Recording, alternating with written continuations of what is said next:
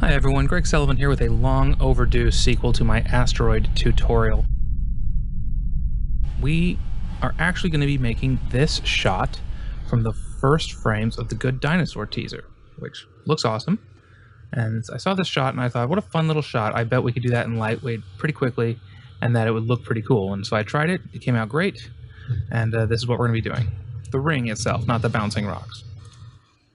So I'm going to fire up Lightwave here, but a few assumptions quick. I'm going to assume you know some fundamentals of Lightwave, and I'm also going to assume you have done my Asteroids tutorial.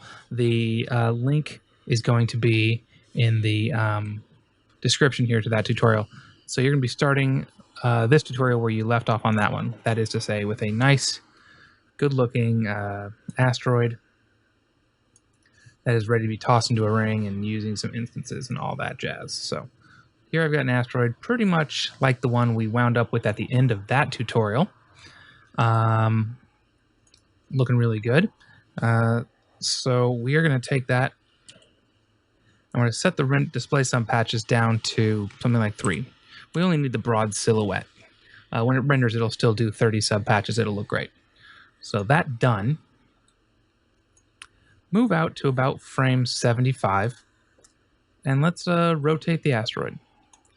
This is the rotation it's going to have when it's in the asteroid field. So if you want more or less, just rotate it more or less. You can also move the keyframe around in time, whatever floats your boat. Open up your graph editor, and I've already done this, but I'm going to show you how to do this. Select all of your channels here by shift clicking. And set the pre-behavior to linear and the post-behavior to linear.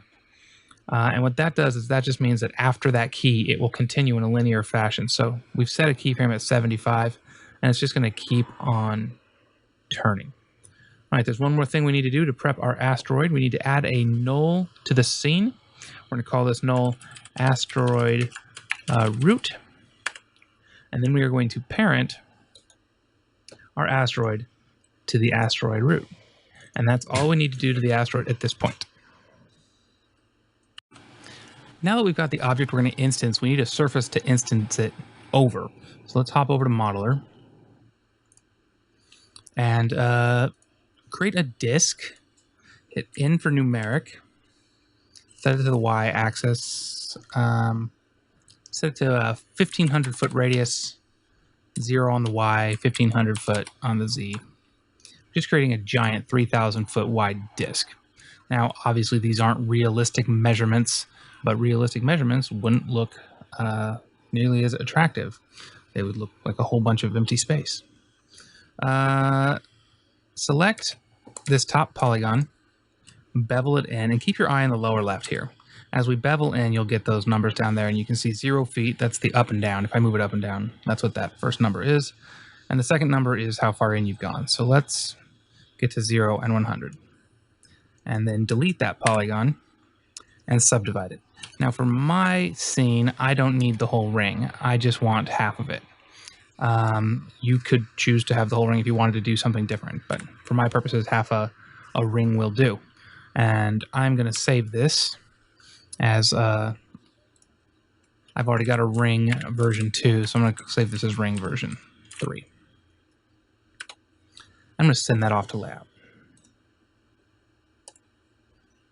All right, so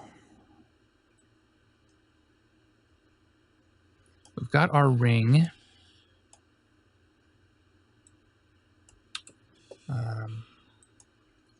Set your grid size to 50 feet. Hit D for display preferences, and you should get some more sane behavior. So there's our ring. Switch to camera view, and now compose your shot. All right. Imagine the ring is a ring of asteroids, because it's going to be. And just put your camera where you want it. And I'm taking my inspiration from that Good Dinosaur shot, so I'm doing this kind of off-axis thing and right down on in it and having it run up there into the distance. You can always adjust this later, but this is a good place to start. Beautiful. So now we have our big ring. So the next thing we're going to do is we're going to sub-patch that more. Take that up to 10. We're not even going to see this, so you may be wondering why are we changing the sub-patches, but I will show you in just a second. All right. Now come over here to Instancer, add an instance generator, double click on that, add an object, and add the asteroid root, not the asteroid itself, the root. Click this little icon here. It basically means uses parent object, and set it to shaded solid. Now over here, set the type to surface. That means put these instances along the surface of our object, in this case our ring, and set your instances up to 1000. Bump this up to shaded solid, and you should see a bunch of asteroids on your ring. Now, that's looking really good already. But we can still see our ring, and that's no good. We don't want to see that in our project. But for now, we're going to leave it because I want to show you some other tricks. With your instance still selected here, go over here to rotation and set the max to 360, 360, 360. That means randomly rotate all of the objects somewhere randomly between 0 and 360 degrees. This is cool. If you scrub the timeline, you can see our animations are still intact. Now, they're clumping up and they're on top of each other and they're all the same size, so we still have some work to do. Go to Scale and set the minimum scale to something like 25 and the max to maybe 150 or whatever you like. Get creative, go to town. Now, they're clumping, and we could fix that with the offset by changing these. For example, if I did a -10 and a 10, you can see that we break that up really nicely, but we're still getting some intersections. So what I'm going to do is actually displace the surface they're on and not offset them. And that's why I wanted to keep this visible. So with your ring still selected, bring up the Properties panel, which is back here. Go to Deformation, check the Edit Nodes box, and click Edit Nodes. And just add a quick 3D texture, a turbulence. And we could just plug the bump into the input, but I actually want to go down here to Math, Vector, Multiply. And then plug the bump from the turbulence into A and the result into input. And the displacement there. Nothing happened because the multiply defaults to 0, 0, 0. We want the X and Z to be 0, but we want some Y displacement. So let's set this to maybe 10. See, what we're getting is similar to the offset, but it's a little more controllable, and it prevents clipping a little bit more. At least it seems to me. Maybe even 20. Let's get nuts. Nah, I liked 10. All right, so that done. Open up your scene editor and uncheck the checkbox next to ring and turn this to hidden. And there you go. The ring is hidden and you're left with just your instances looking great. So we've come pretty far pretty quickly, and it's looking really good. So this would be a good time to save your scene. I'm going to save this as Asteroid Tutorial 1. I'm going to overwrite my practice file. And there we go. Now, as I look at this, I think I want to do a little bit more tweaking to that ring displacement. I'm not going to make it visible again. I'm just going to take this turbulence and bring the scale down to maybe 0.5, 0.5, or 0.5. Maybe even 1, 1, 1. Mess with this as to your heart's desire. Just trying to get this to, look the way I want it to look.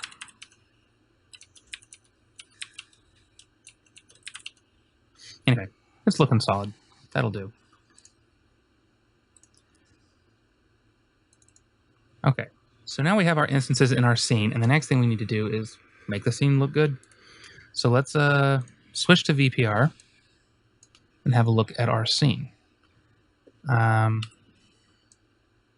We want to mess with the lighting. So take your first light here, your only light at the moment, and give it a nice warm color. Not ironically, but counterintuitively, I mean warm feeling, but that would be cooler on the Kelvin scale. Something in the, 3700 range, or I don't know. Make it whatever color you want. This is what I like. And then I'm going to change the direction of our light until I hit these asteroids the way I want until I get the light where I want it. I want it kind of coming in here from the right, maybe even a little into the camera so that the nearer asteroids are actually backlit a little. And I'm going to bring up the properties panel again. I'm going to name this key light. I'll just call it key. I'm going to clone the key. I'm going to name this one fill, as in fill light, not PHIL. I'm going to change the color here to a little bit of purple. Pixar chose a purplish color for their shot. The rim seems to be a little purple, so I like that, and I'm gonna follow their lead. Never hurts to follow Pixar's lead. And I'm gonna spin this around and have it come in from the other direction and kind of rim light from underneath a little bit. Create a cool backfill like that, and I think that looks really good. What's cool about instances is they render super fast. So if you wanted to hit F9 at any time, you'll get a really cool rendering with all of that surface detail because your render subpatch setting is still up at 30. Woo. That renders fast and it looks really good, if I do say so myself. Now what we're missing here is a background. Now what I did is pulled down I did a star sphere search on Google image search and grabbed something by NASA. I'm pretty sure most of NASA stuff is copyright free. So if you want to do the same and grab a star map off of NASA, the bigger the better. Make sure it'll spherical map well. Hit Control F5, add a textured environment, double click, set the axis to Y, go to texture, set your projection to spherical, and load an image. Here is our star map. And instantly you can see it gets dropped in that background. Ooh, that looks good. If you want to get a different part of the star map in your background, just go over to rotation and start entering numbers. There might be a different portion of the star map that you like better. You know. Ooh, that looks pretty good. Yeah, I get a little bit of the Milky Way back there. I like that. So that is looking really good, really fast. So how do you plus this scene? There are a lot of things you can do that I did in my example animation that I'll tell you about right now. One of the things I did was, in fact, I'll just do them as I talk about them because they're pretty easy. I created a little load object, just a little rock, a little speck, super small little thing. Let's look over here in the top right. You can see super tiny. So then I go back to my ring, add another instance generator. This time add your little speck bit. We should probably be doing the whole null trick again, but just for the sake of timing, I'm not going to do that. We're going to go to surface. We're going to add like 10,000 of these guys. And do the same rotation trick.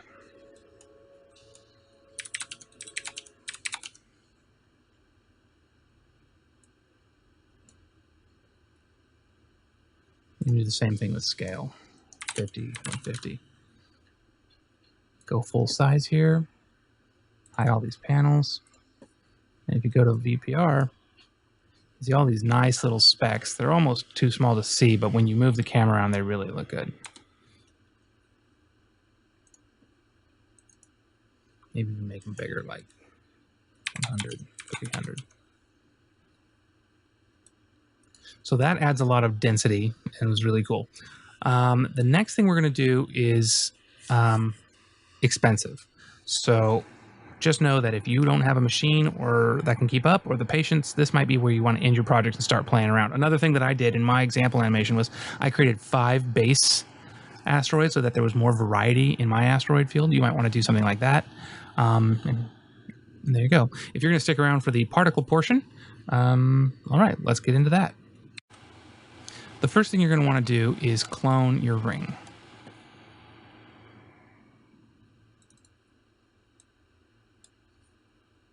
Opened up the old scene editor on accident. Wow, that took me back. Right click on your ring, add clone. You can also hit Control C. Select your clone and remove the instances off of it. That's not what we're using our second one for. The second one is going to be for particles. So go on Effects and add an emitter.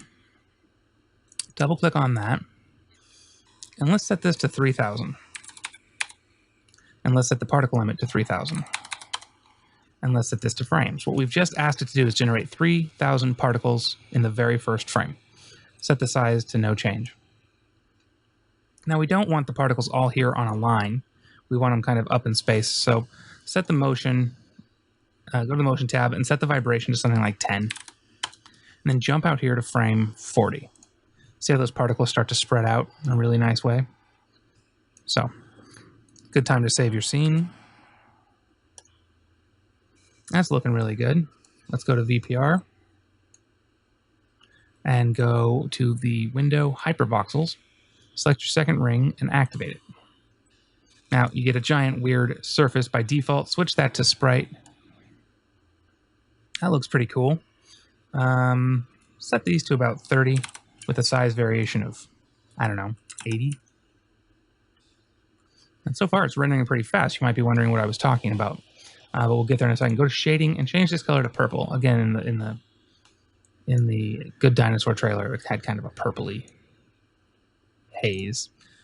And so it's still looking pretty good, but it's really dense. So set the density down to like 2. Or maybe 5. You know, whatever floats your boat. All right, so that looks really solid. If you wanted to go and add a camera move, you could do that. That would look really good. You're going to start to see some problems. For example, where the heck did all the particles go? Well, there's a couple problems. First of all, the particles are being generated and they're moving in a good way. We don't, they're doing what we told them to do, but they're going to keep vibrating off into the distance forever. We don't want that. Also, they're only going to live for 60 frames. That's easy enough to fix. You can change the particle lifetime to be, however long your animation is. But the particles are just going to keep running off into the distance, and you can't have that. So what we're actually going to do is we're going to take our particles on frame 40 and go to Utilities, Additional here, and say Particle to Partigon. Save that as Haze. You can see I've already got one. So I'm going to save it as VO3. And then say that object selected, say File, Save, Trans Object, and overwrite that. Now, go over here to Hypervoxels and copy your settings because we're about to get rid of that second ring. Hit minus to take it out of the scene. Go back to frame 0 and load that object you just created, that haze object.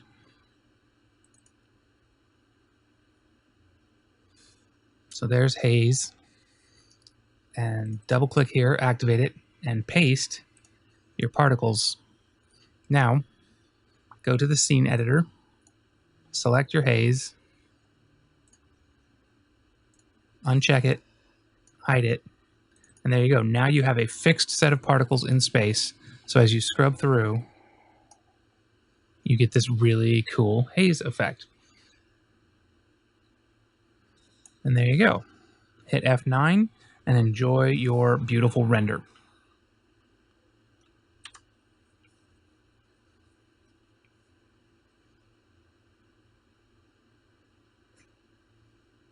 And you can see what I'm talking about this being an expensive process here. Before, rendering this out took less than 20 seconds, and it's guesstimating now it's going to take a minute and a half. And as you start to add more particles and more complexity to your haze, it will just get longer and longer. I'm rendering up a 2K version of this in stereoscopic 3D that is taking 10 minutes per frame on on my render farm, which is a beast of a machine. So you can really mess up your render times with particles if you're not careful. So proceed with caution, but enjoy. And I'm really looking forward to seeing what you guys come up with this tutorial. And here, I'm going to edit in my final rendered example. Enjoy.